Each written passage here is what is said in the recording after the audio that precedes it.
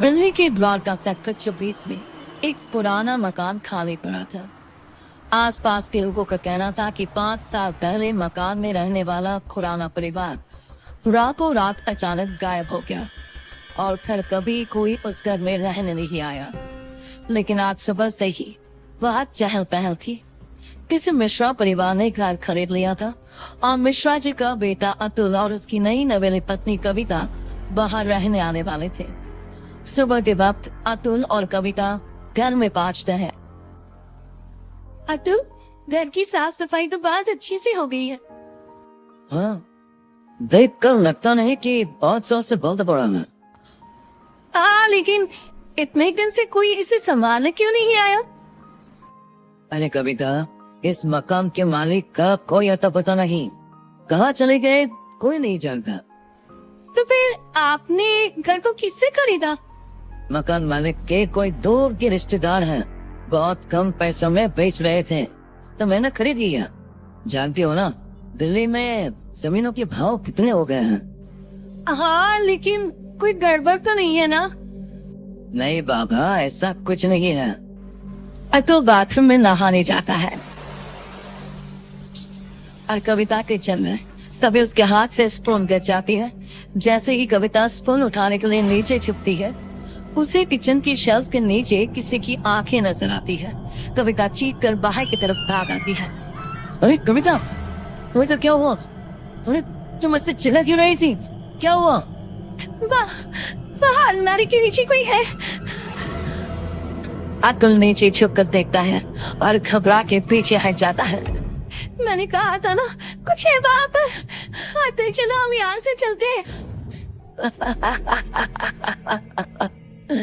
तुम भी ना कविता, वहाँ कॉकरोच है और कोई भूत भी है। नहीं नो, तुम्हें कॉकरोच से कितना डर लगता है? अतुल, मैं सच कह रही हूँ, वहाँ कॉकरोच नहीं बल्कि कुछ और था। किसी की आंखें। मुझे डर लग रहा है, मैं यहाँ नहीं रह सकती। अतुल कविता की बात नहीं सुनता और रात होने की वजह से कविता को सोने के लिए कहता है। डर की वजह से कविता को नींद नहीं आ रही थी। तभी उसकी नजर कमरे की छत पर लगे फैन के पास एक मकड़ी पे जाती है।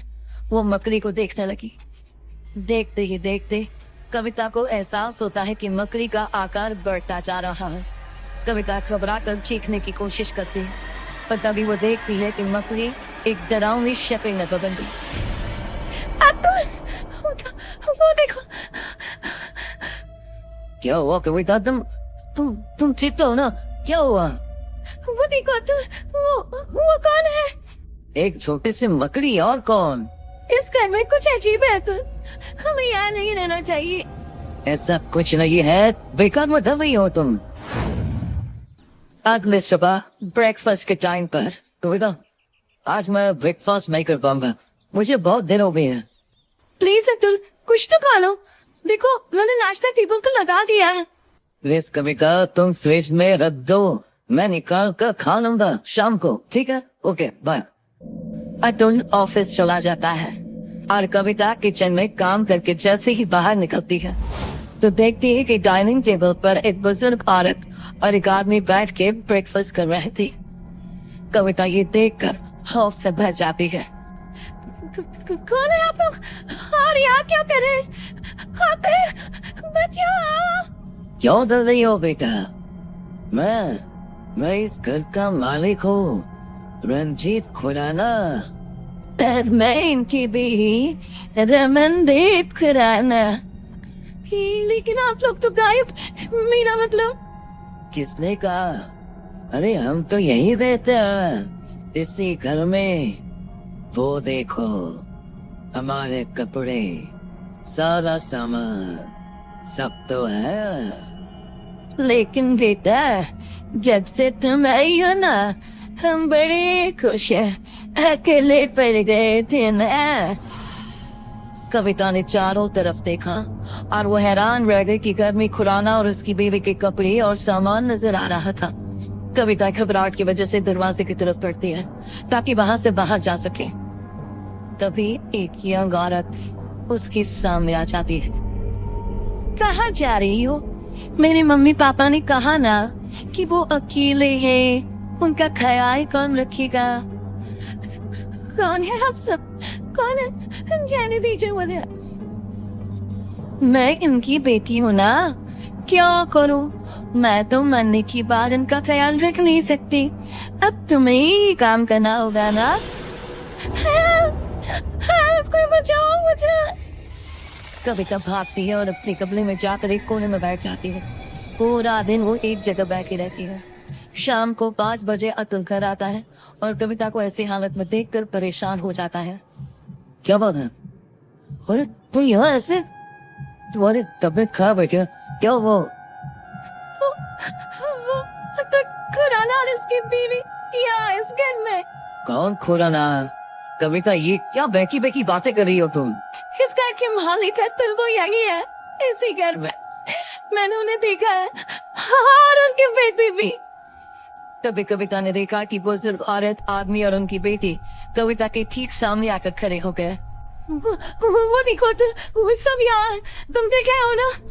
ओ ये, अरे ये तो मेरे मॉम डैड हैं। इनसे डरने की क्या जरूरत है? चलो अब उठो, डिनर बनाओ सबके लिए। और सुनो, मम्मी पापा को इंसानों का मांस बहुत पसंद है, तो वही पकाना। क्या क्या कहा तुमने? तुम्हारे मम्मी पापा? लेकिन तुम अब्दुल मिश्रा मेरे पति हो और ये खुराना आ रही है। ये क्या मजाक है? इंसानों का मांस? कौन हो तुम? ओह अच्छा, तुम्हारा पति, तुम उसकी वजह से परेशान हो। रुको। अतुल पीछे पलट कर देखता है। आखिर जैसे ही वो कविता की तरफ पलटता है, कविता ने देखा कि उसका चेहरा पूरी तरह से बदल गया था और अब वो किसी भेड़िए की तरह नजर आ रहा था। कौन हो तुम? मेरे पति कहाँ है? किया क्या है तुमने उसके साथ? अतुल ने रूम की छत की तरफ इशारा किया। कविता ने देखा कि अतुल का शरीर रूम की छत पे चिपका था। वो मर चुका था। अतुल कोई बचाओ। अब कुछ नहीं हो सकता। जानती हो, ऐसे ही उस रात हम सबको मार के छत पे लटका दिया गया था। क्या गलती थी हमारी और मेरे परिवार की? नहीं, इसी फैन के पीछे हमारी डेड बॉडी छुपा दी गई, फॉल सीलिंग करवा के, ताकि किसी को पता ना चले। हम सब यहाँ कैद हैं। लेकिन तुमने मेरे पति को क्यों मारा? उससे तो मरना ही था, क्योंकि उसके बाप ने, जो कि एक कॉन्ट्रैक्टर है, इस घर को हड़पने के लिए ये सारा खेल रचाया था। उसकी सजा तो मिलने ही थी। मुझे जाने दो, मैंने तुम्हारा क्या बिगाड़ा? नहीं, अब तुम हमेशा के लिए यहाँ कैद हो।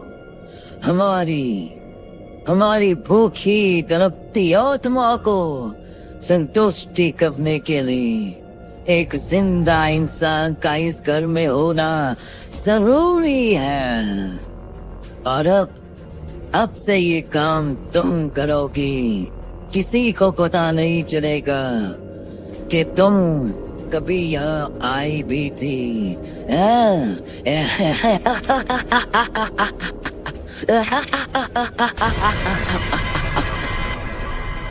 उसके बाद सेक्टर 26 में एक खबर और फैल गई कि खुराना के मकान में रहने आए अतुल और कविता भी अचानक से गायब हो गए। दोस्तों, हमें उम्मीद है कि आपको हमारी ये कहानी पसंद आई होगी। कृपया हमारे चैनल को सब्सक्राइब करें और सभी अपडेट्स के लिए बेल आइकन जरूर दबाएं। और हाँ, वीडियो लाइक और शेयर करना मत भूलिएगा। Bye bye.